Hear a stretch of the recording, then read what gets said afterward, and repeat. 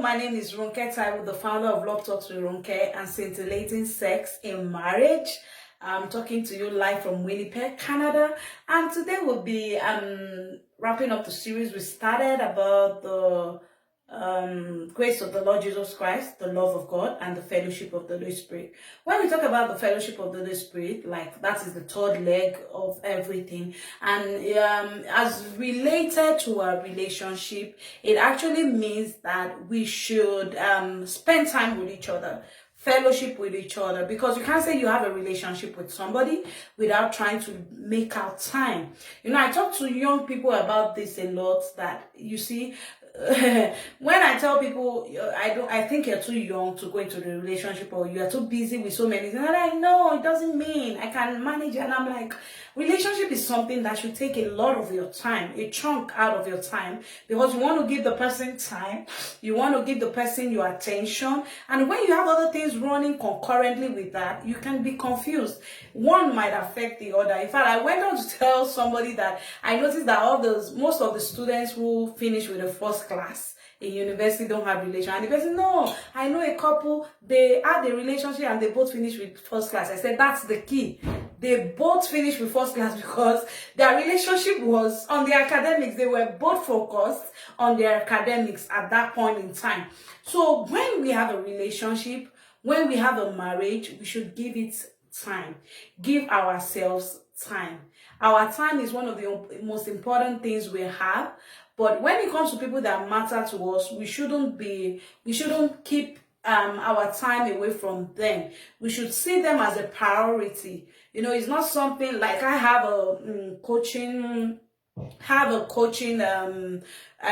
coaching gig going on. I counsel people about marriage, and a lot of them want to talk to me online. Okay, how do I handle my relationship? I'm always arguing, this is happening, how do I do that? And some of the time I might not be able to meet with most of those requests, because I have a sequence, I have a time that is dedicated to the people in my own home, that is my husband and my children. And I don't want anything to take my time so much that I don't have time with them.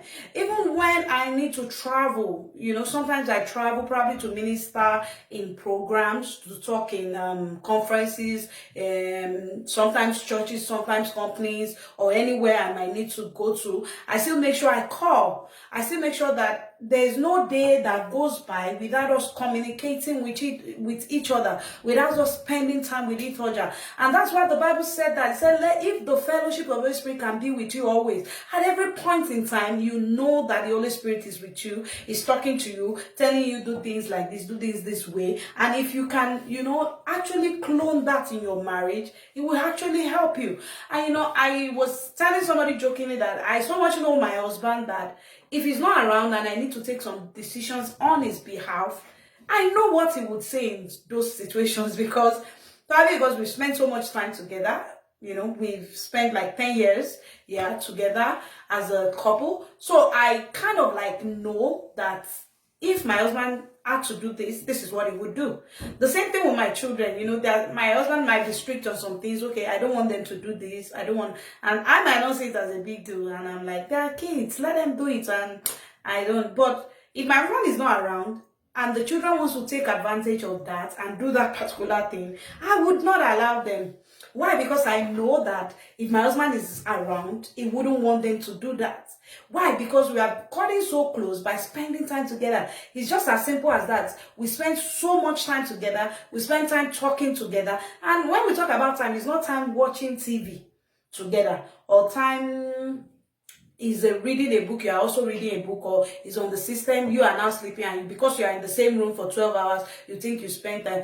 Time talks about engagement. When you are engaging the other party, like you are talking to each other, you are engaging yourself in discussion. You might not even be in the same place. You might even be typing and talking to yourself, but you are giving yourself that time. You are engaging yourself in that discussion with your spouse. If you can do that, over time, you will become a formidable force, because you will get to know so much about each other. In fact, you get to know so much about each other, so much that you know the things that we are now annoying the other party, and you won't do them. And if I do it, he will say this and that. Why? Because by experience, by experience of spending time together, you already know that this is what the other party wants, and you already know that this is what the other party don't want. So let's spend time together.